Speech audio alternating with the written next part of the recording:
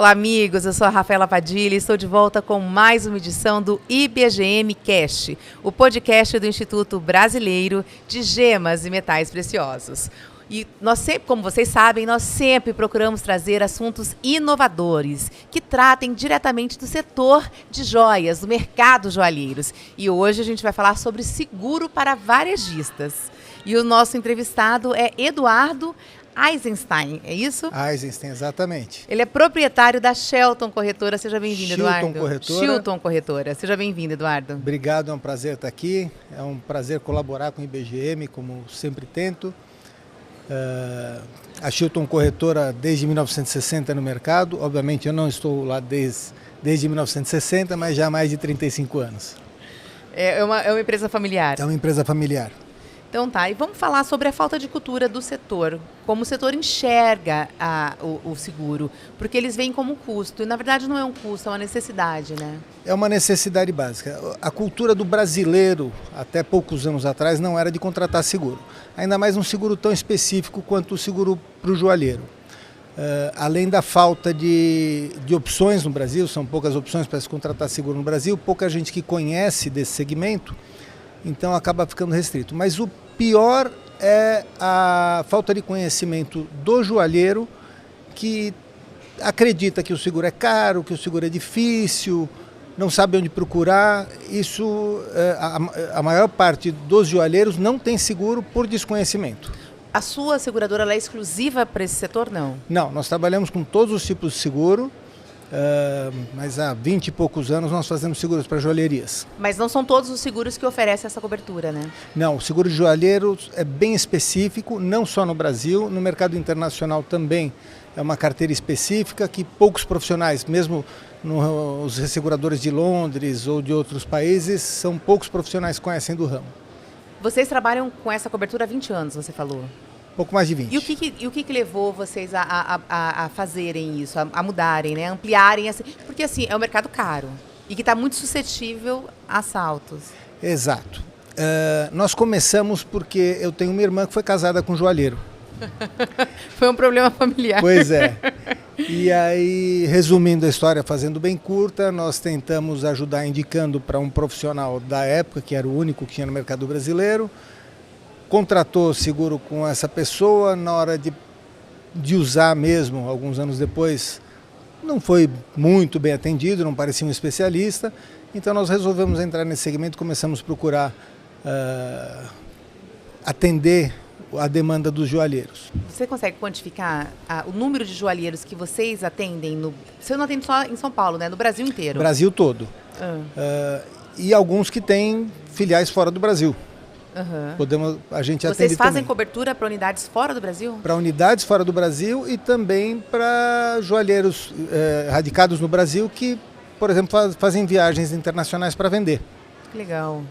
E quantas coberturas você tem? Quantas? Locais segurados, eu diria que ao redor de 350 locais segurados. Tá, só para a gente entender quanto isso significa. Aqui no Brasil, em São Paulo, desculpa, que é o maior mercado joalheiro do Brasil. São quantas joalherias de varejo que existem e quantas estão seguradas? Se não me engano, o IBGM pode confirmar isso, se não me engano, são mais ou menos 8 mil joalheiros entre varejistas, indústrias, ourives e tudo mais. Eu acredito que segurados não tenha 1.500. Nossa! Por isso que eu disse. Você está falando de varejo? Não, ao todo. Entre varejo e indústria. Entre varejo e indústria. Mas o grande dividido eu não tenho de cabeça. Mas o grande volume é de varejistas. O maior volume de varejistas. Por quê? O custo é muito alto? Não, o custo não é muito alto, mas as pessoas não conhecem e acreditam que custa caro.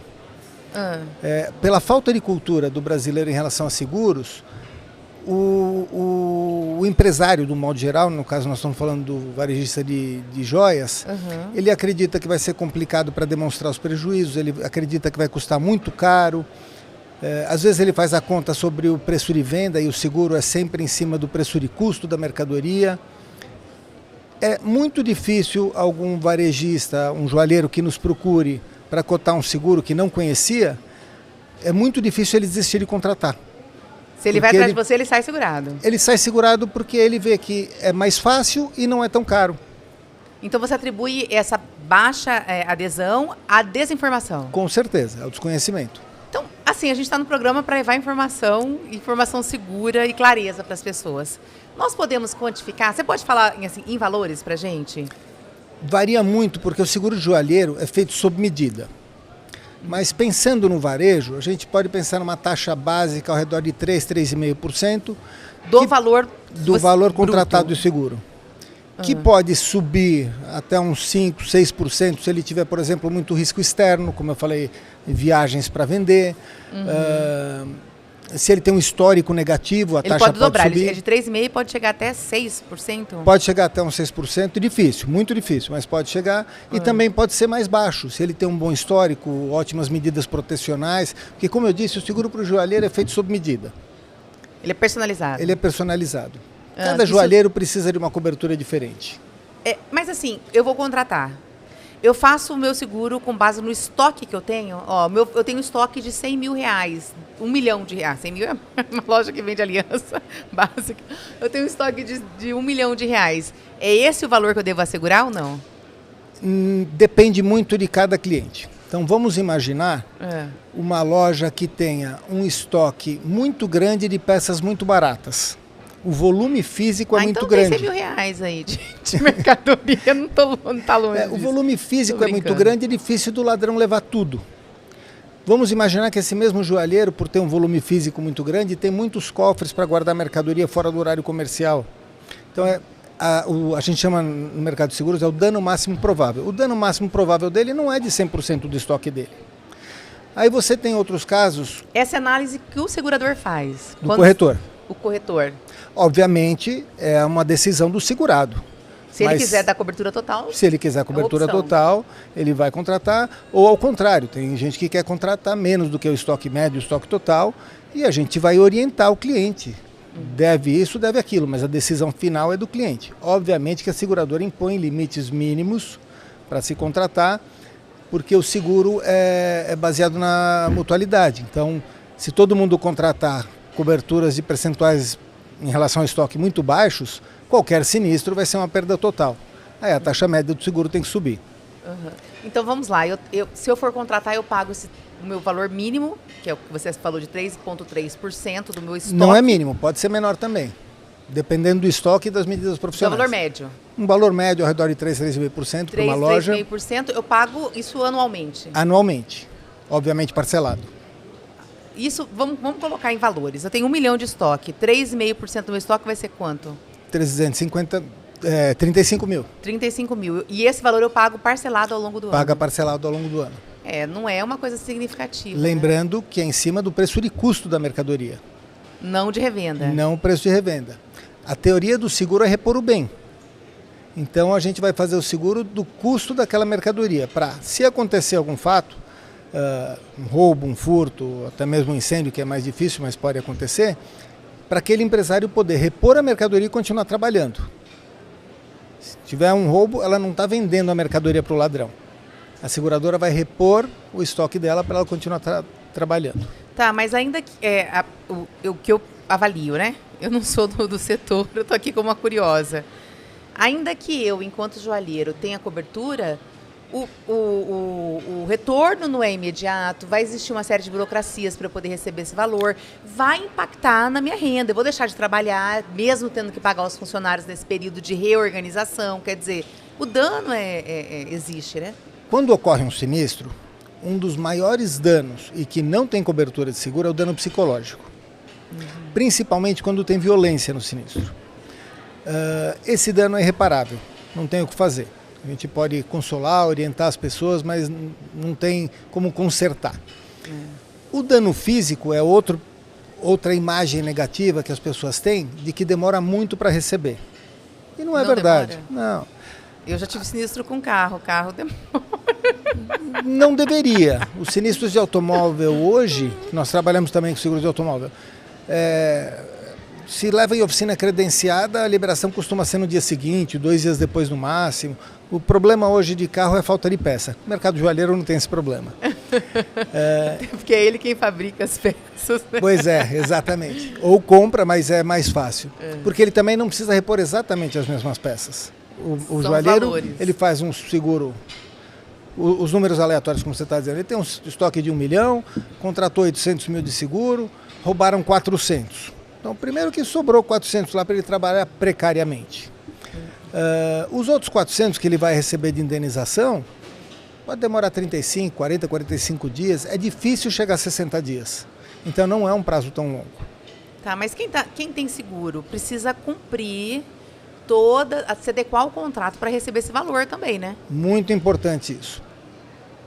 Independente de ter seguro, o joalheiro, seja ele varejista, industrial, atacadista, o que quer que seja, ou até mesmo aquele joalheiro varejista que trabalha em escritório fechado, ele tem que ter medidas mínimas de proteção.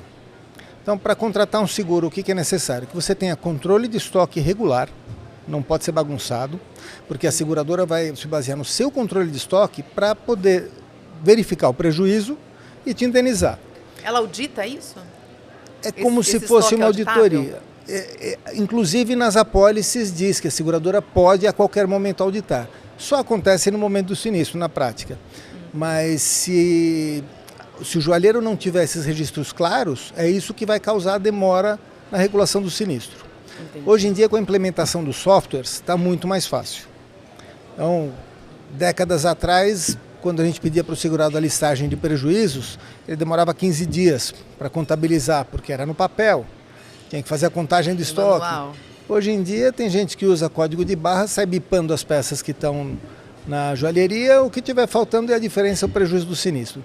Então hoje em dia um cliente em média demora 4, 5 dias para nos dar a relação de prejuízos, e por isso que eu digo que a indenização do sinistro acaba demorando 35, 40 dias na média. Vem o regulador para verificar os prejuízos. O regulador verifica basicamente duas coisas. Primeiro, se aquele evento está coberto, porque o seguro não cobre tudo. Ave Maria. Como qualquer seguro. O que o seguro cobre? Você usou o exemplo do carro. Se você estiver dirigindo sem habilitação, não tem cobertura. Eu vou dar exemplos de o que não cobre. Não cobertura. Não cobertura. Mais comum é o furto simples. O que é o furto simples? Esse celular estava aqui, eu virei as costas, quando eu voltei ele sumiu. Isso é um furto simples. Você sabe que alguém pegou, mas não houve rompimento de barreira, não houve ameaça para ser um roubo, simplesmente sumiu. Alguém entrou na minha joalheria e furtou uma peça ali. Porque a vitrine estava aberta, o balcão estava aberto. Então, furto simples é um risco excluído de todas as apólices.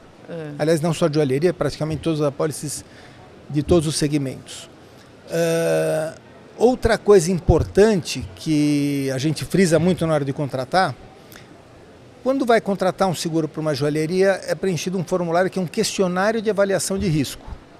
E lá o joalheiro declara o que ele tem de segurança de equipamentos, de procedimentos.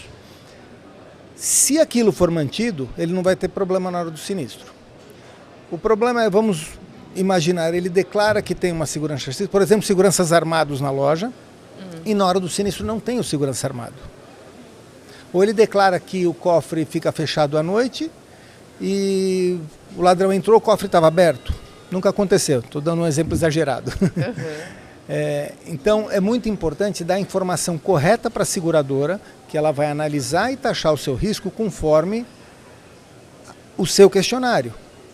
Se o questionário representar a realidade, que é a maioria quase absoluta dos casos, o cliente nunca vai ter problema na hora do sinistro. É simples assim. Não é tão simples. E com relação à localização dessas lojas de varejo? Muda muito. Isso influencia no valor do seguro? No custo também. Influencia no custo e nas exigências de segurança. Vamos materializar tudo que o senhor fala aqui, vamos dar exemplos práticos. Então vamos lá. É muito comum as pessoas imaginarem que uma loja de shopping é mais segura do que uma loja de rua. Ela pode ser mais segura para um evento de arrombamento à noite fora do horário comercial. Realmente tem menos incidência. Durante o horário comercial tem muito mais incidência de assalto em shopping do que em loja de rua. Por um motivo simples. Nos shoppings, os ladrões sabem que não tem segurança armado, porque a legislação não permite. Em loja de rua ele nunca sabe. E tem gente, né? E tem gente. Pode se machucar no meio. Infelizmente, hoje em dia, os ladrões não estão preocupados com as pessoas, não. Não, nunca se preocuparam. Eu digo o seguinte, que na hora de uma invasão, o segurança do shopping ele leva em conta a segurança do cliente, não o bem que está sendo levado. Com certeza. Né? Nos shoppings sérios, a orientação dos seguranças é deixar o ladrão sair o mais rápido possível sem confronto. Então o seguro dentro do shopping é mais caro? Não necessariamente, porque também depende das proteções que esse joalheiro no shopping tem versus a proteção que o outro joalheiro de rua tem. Tá? A loja do shopping, de novo, genericamente, a loja do shopping tem menos risco de arrombamento à noite, que é o furto qualificado. A loja de rua tem menos risco de assalto durante o dia e mais risco de arrombamento à noite. Então, não é só um fator ou um ou outro fator que define a taxa, é o conjunto de fatores. Dependendo do shopping, esse valor muda também? Pode mudar também. A gente em razão tem da alguns... localidade? Em razão também da localidade, mas principalmente dos procedimentos. Mas quem faz essa avaliação técnica? Uma parte dessa avaliação é feita pelo corretor, que vai submeter a seguradora já tem experiência e quando se contrata o seguro, vem um regulador especializado em joalherias, um perito especializado em joalherias, para verificar se as informações daquele questionário estão corretas e ainda que corretas, talvez para pedir alguma proteção extra ou corrigir algum...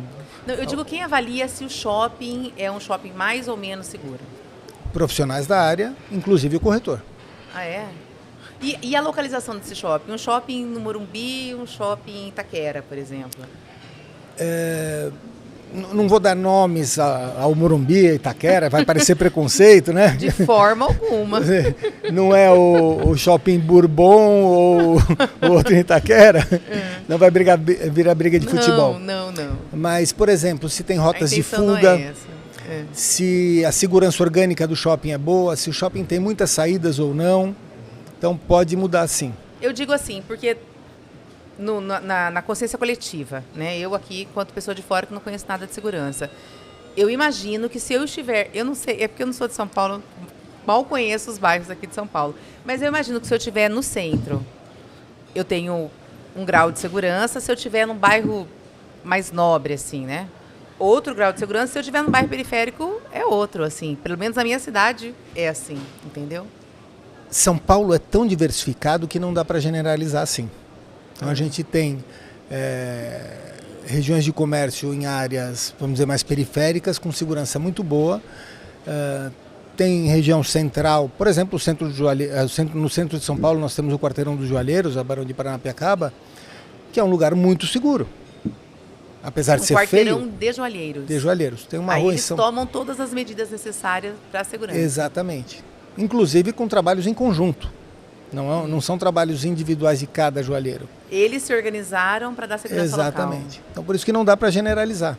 Entendi. Agora, expandindo um pouco no Brasil. Em São Paulo não é comum shopping térreo e aberto, como é muito comum nos Estados Unidos. Aqueles malls que são térreos com estacionamento na frente e as lojas no centro que você circula em volta. Mas no Nordeste do país já está ficando comum isso. Então, é um shopping, mas o risco de arrombamento à noite também existe, porque o lugar é aberto. Ah, entendi. Então, cada local é um local diferente. Tá. E quais são os itens de segurança que o lojista, que o varejista, ele pode adotar para dificultar aí então, vamos lá. Sinistro? Insisto, o que a seguradora pede é o que todo joalheiro deveria ter como mínimo. Falei da contagem, do controle de estoque. Ele deve ter cofres adequados para guardar a mercadoria dele.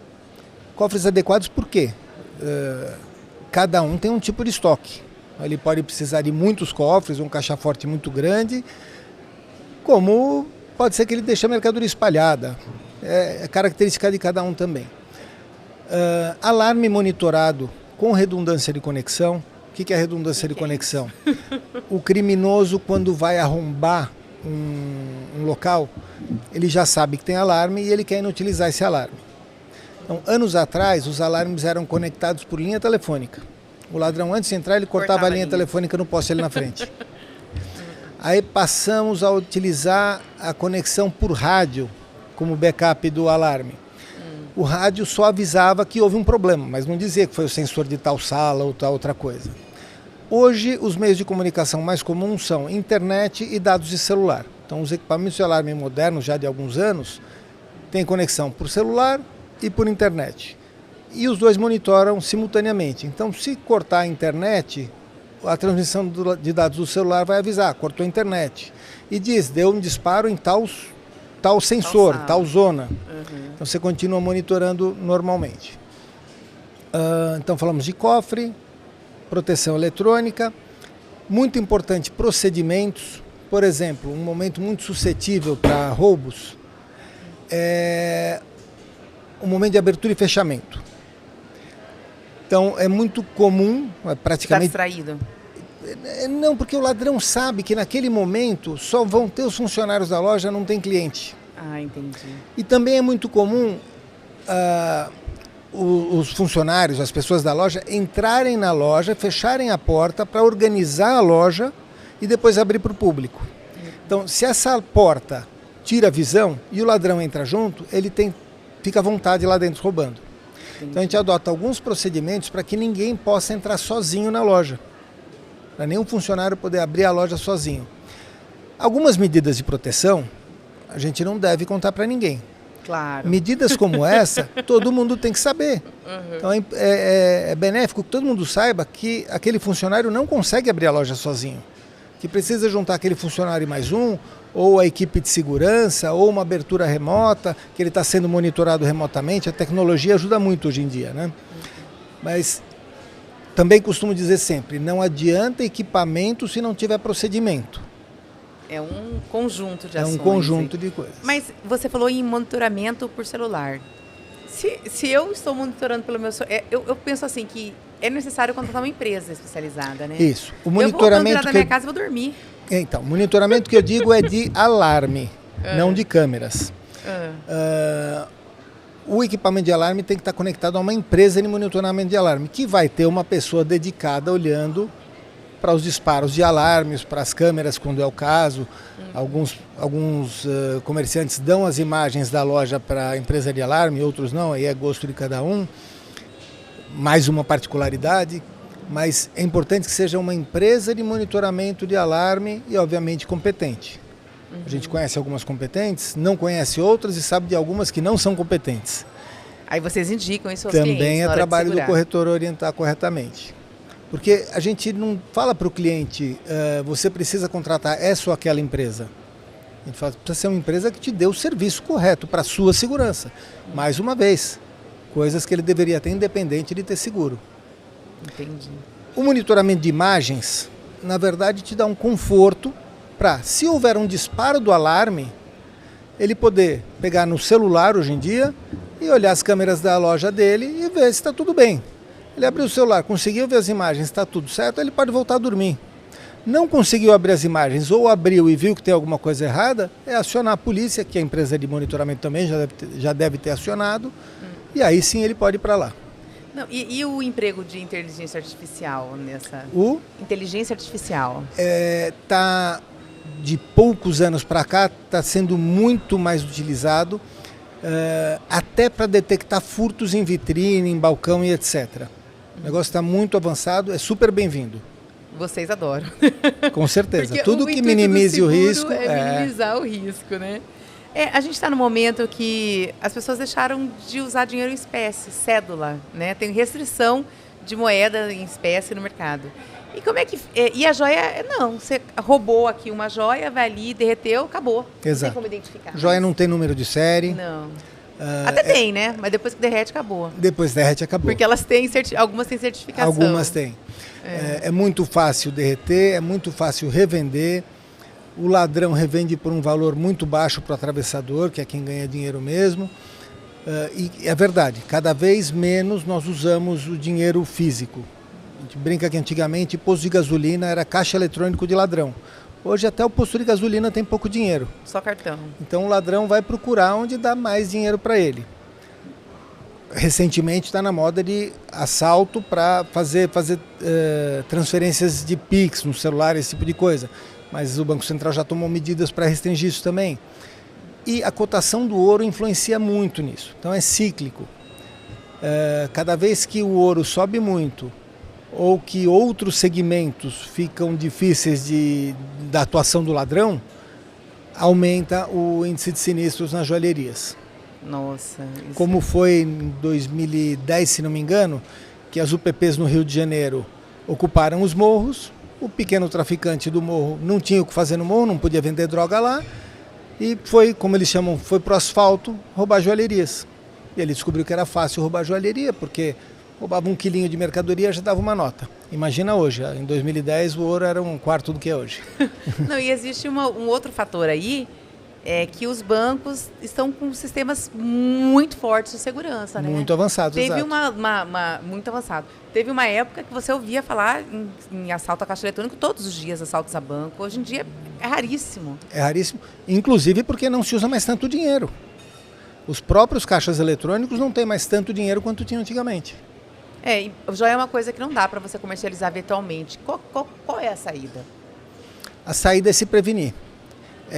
Se prevenir com medidas de proteção que tentam evitar ou, no mínimo, diminuir os prejuízos no eventual roubo ou furto.